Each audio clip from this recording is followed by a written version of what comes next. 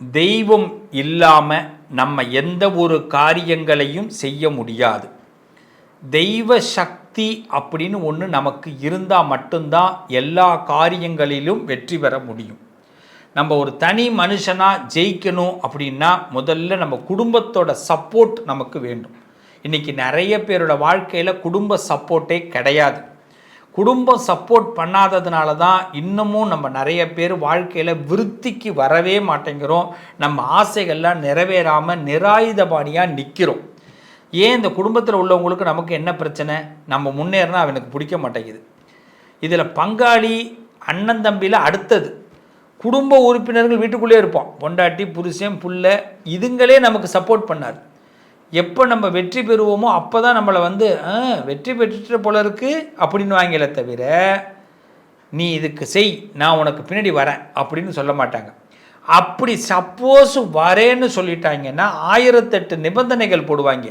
இந்த கூட்டணி கவர்மெண்ட் மாதிரி நீ எனக்கு இதை ஒதுக்கி கொடு, அதை எனக்கு ஒதுக்கி கொடு, நான் சொல்கிற மாதிரி தான் நீ நடக்கணும், நீ மூச்சு விட்டால் கூட நான் பேசுகிறது தான் நீ மூச்சாக விடணும், இப்படிலாம் சொல்லுவாங்க. இதுக்கே நம்ம அந்த கூட்டணியே வேணாண்டா நான் ஏகாந்தமாக இருந்துட்டு போயிடலன்னு கூட பல பேர் சொல்ல வாய்ப்பு உண்டு. அப்படி இந்த கூட்டணி கவர்மெண்ட் மாதிரி நம்ம கூட்டணி கவர்மெண்ட்டு கூட வரமாட்டாங்க வீட்டில் உள்ளவங்க. இதனாலேயே என்ன ஆகுதுன்னா நம்மளுடைய பல பேரோட முயற்சி தவிடுபொடி ஆகுது. அப்போ இந்த நேரத்துலலாம் நம்ம நல்லவர்களாக வாழ்வதை விட கோடீஸ்வரர்களாக வாழணும். பணம் முக்கியம் இல்லை, பணம் வேணும், புகழ் வேணும், கௌரவம் வேணும். இதுக்கு கோடீஸ்வரர்களாக இருக்கணும். பணத்தில், புகழில், கௌரவத்தில் கோடீஸ்வரனாக இருக்கணும். அதை யாரை வச்சு உருவாக்கலான்னா தெய்வந்தான் நமக்கு துணை செய்யும். உறவுக்காரவங்க செய்ய மாட்டாங்க, சொந்தக்காரவங்க வரமாட்டாங்க, வீட்டில் உள்ளவங்க நம்மளை ஏற்றி விட மாட்டாங்க. அப்போ எந்த தெய்வத்தை கும்பிட்டா இந்த ராசிக்காரவங்க உச்சத்தை தொடுவார்கள், அதை பற்றி தான் இப்போ பேச போகிறோம். அந்த தெய்வத்தை வணங்குறது எப்படி, அதில் சின்ன பரிகாரத்தை, எளிய பரிகாரத்தையும் உங்களுக்கு சொல்லித்தரப்போகிறேன். மிஸ் பண்ணாமல் வாட்ச் பண்ணுங்கள், ஸ்கிப் பண்ணிடாதீங்க. வாங்க பார்ப்போமா. உள்ளம் ஒரு கோவில், ஊன் உடம்பு ஒரு ஆலயம். இந்த உடம்பு இருக்கு இல்லையா, இந்த சதை, இந்த இரத்தம், இந்த நரம்பு, இதெல்லாம் கலந்தது தான் ஆலயம். இப்படி தன்னை ஒரு ஆலயமாக பாவித்து வாழக்கூடியவர்கள் தான் மீனராசிக்காரர்கள். தனக்கு மிஞ்சியது தான் தானமும் தர்மமும் அப்படின்னு நினைக்கக்கூடியவர்கள். இது உண்மைதானே, பொய் கிடையாது இல்லை. அப்படி தனக்கு மிஞ்சிய தான தர்மங்களை செய்யக்கூடிய மீனராசிக்காரர்கள் தனக்கு என்ன விருப்பமோ அதை வாழணும்னு நினைக்கக்கூடியவர்கள். ஆனால் அந்த விருப்பத்தை அடையிறதுக்கு நம்ம படுற சிரமம் இருக்கே. நான் ஏற்கனவே முதல்ல எடுத்தபோது சொல்லும்போது குடும்பத்தில் உள்ளவன்லேருந்து வெளியில் உள்ளவன்லேருந்து எல்லாருக்கிட்டையும் வாய் சாக்காடை வாங்கணும், பிரச்சனைகளை வாங்கணும், முடியாது. இவருக்கு இது லாய்க்கு இல்லை, தம்மா இதுக்கு லாய்க்கு இல்லைன்னு சொல்லுவாங்க. இதையெல்லாம் வேறு அக்செப்ட் பண்ணிக்கணும். இப்படி பல விஷயங்களை எல்லாம் கடந்து தான் ஒரு விஷயத்தை நம்ம அடைய முடியும்.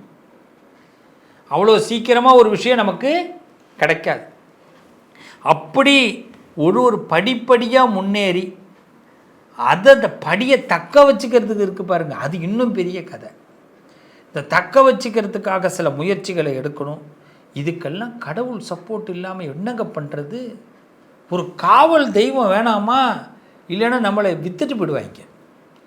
நாம் பல பேரை விற்கணும், நம்மளை ஒருத்தர் வித்துடக்கூடாது. அப்போ நமக்கு ஒரு சொசைட்டியில் நல்ல முன்னேற்றம் கிடைக்கணும்னா நமக்கு ஒரு காவல் தெய்வம் மீனராசிக்கு என்றைக்குமே வேணும். காவல் தெய்வமாக மீனராசி யாரை தேர்ந்தெடுக்கலாம்? ரொம்ப சிம்பிள். நான் ஒன்று சொல்கிறேன், நம்பி தேர்ந்தெடுக்கலாம். நீங்கள் வெற்றி பெறக்கூடியவர்கள். எப்பயுமே மீனராசியை பொறுத்த வரைக்கும் ஏதாவது ஒரு போர்க்களத்தில் இருந்துக்கிட்டே இருப்பீங்க. இதை முதல்ல தெரிஞ்சுங்க. ஏதாவது ஒரு போர்க்களம், உங்களுக்கு வாழ்க்கையே ஒரு போர்க்களம் தான். கல்யாணம் ரொம்ப பண்ணலேன்னு வருத்தப்படுவீங்க, கல்யாணம் பண்ண பிறகு பெரிய வருத்தப்படுவீங்க. சப்போர்ட்டிங்கே இருக்காது, இல்லற வாழ்க்கையில் சப்போர்ட்டிங்கே இருக்காது.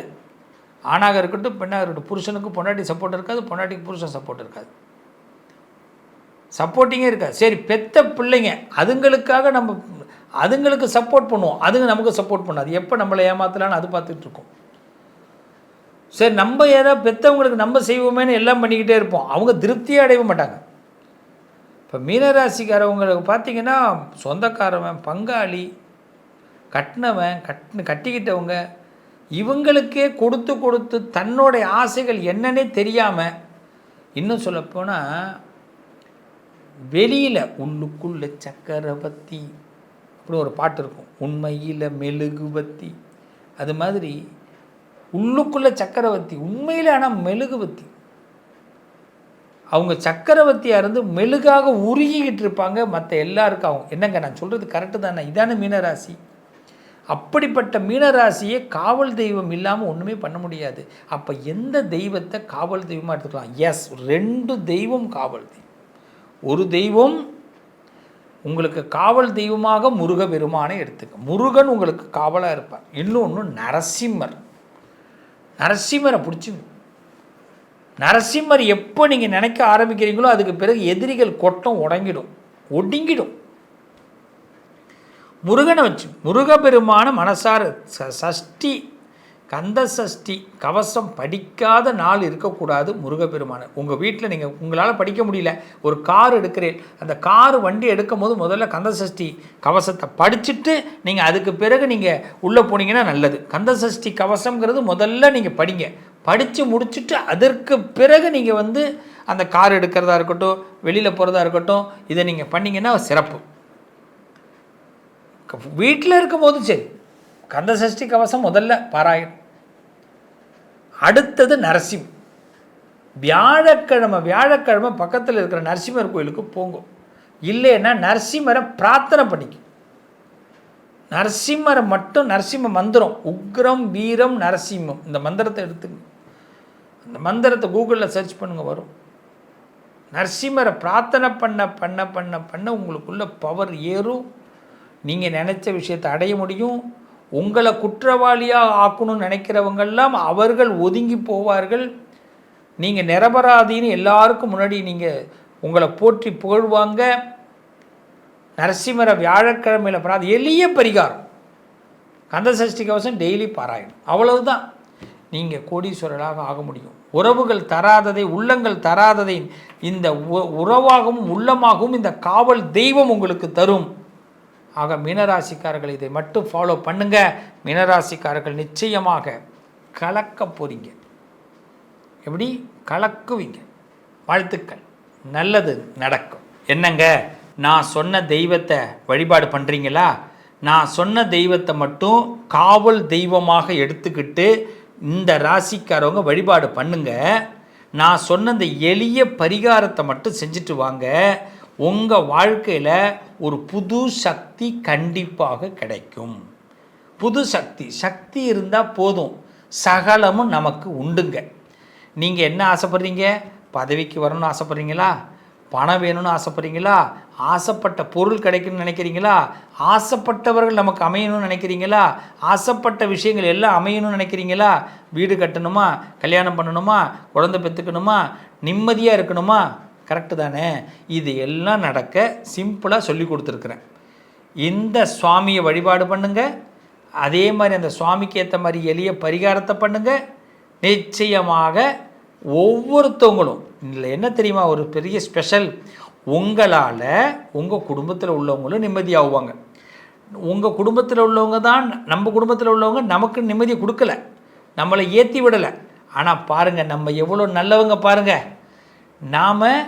நாம் இந்த சுவாமியை கும்பிட்றதுனால, இந்த பரிகாரம் பண்ணிக்கிறதுனால நம்ம குடும்பமும் நல்லா இருக்க போகுது, நாமளும் நல்லா இருக்க போகிறோம். இதில் யார் சுயநலவாதி, யார் பொதுநலவாதி? என்றைக்குமே நீங்கள் பொதுநலவாதி தான். அப்படிங்கிற ஒரு பெருத்த சந்தோஷம் என்றைக்கு இருக்குங்க. என்றைக்குமே அன்னை ஆதிபராசக்தி அபிராமியை எல்லாரும் வழிபாடு பண்ணுங்க.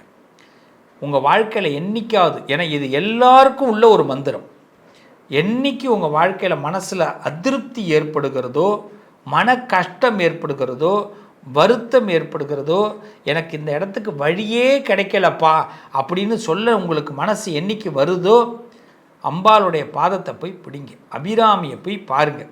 அபிராமியுடைய பாதத்தை போய் பிடிங்க. அம்மா, சரணாகதி அடைஞ்சிட்டம்மா, அமாவாசையை பௌர்ணமியாக ஆக்கி கொடுத்தவ நீதான் தாயி, இன்றைக்கி நிறைஞ்ச அமாவாசையாக என் வாழ்க்கை இருக்குது, அதை பௌர்ணமியாக ஆக்கு தாயி அப்படின்னு அந்த தாய்கிட்ட நீங்கள் மன்றாடி கேளுங்க. அந்த தாய் கண்டிப்பாக உங்கள் வாழ்க்கையில் கடன்கிற அமாவாசையை விளக்குவா, கஷ்டங்கிற அமாவாசையை விளக்குவா, நீங்கள் நினைக்கிற எல்லா காரியங்களும் தடைங்கிற அமாவாசையை விளக்கி உங்களுக்கு பௌர்ணமியை அந்த அம்பாள் கொடுப்பாள். இதுக்கு நீங்கள் செய்ய வேண்டியது அந்த அபிராமியை தரிசனம் பண்ணுங்கள். அது மட்டும் இல்லை, வெள்ளிக்கிழமை அபிராமி அந்தாதியை புத்தகத்தில் உட்காந்து படிங்க. படித்து பாருங்களேன்.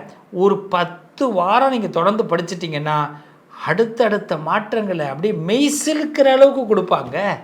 அதாங்க அம்பாளுடைய விளையாட்டு. அதனால் அபிராமி அந்தாதிங்கிற அருமருந்து கையில் வச்சுக்கிங்க. நீங்கள் என்னைக்கு தோற்று போக மாட்டீங்க. சகல சந்தோஷமும் உங்களுக்கு கிடைக்கும். எல்லா அமாவாசைகளும் விலகும். செய்யலாங்களா? மீண்டும் உங்களை அடுத்த ஒரு நல்ல பதிவில் சந்திக்கிறேன். மீண்டும் உங்களை சந்திக்கும் வரை உங்களோடு நான் என்றும் சந்தோஷமாக நம்ம வாழ்க்கை இருக்கணுங்க.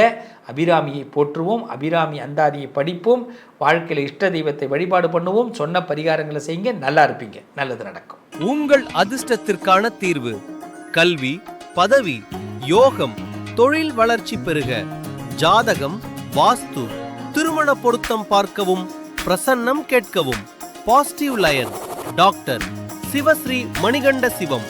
தொடர்பு கொள்ள வேண்டிய வாட்ஸ்அப் எண் 7904137178.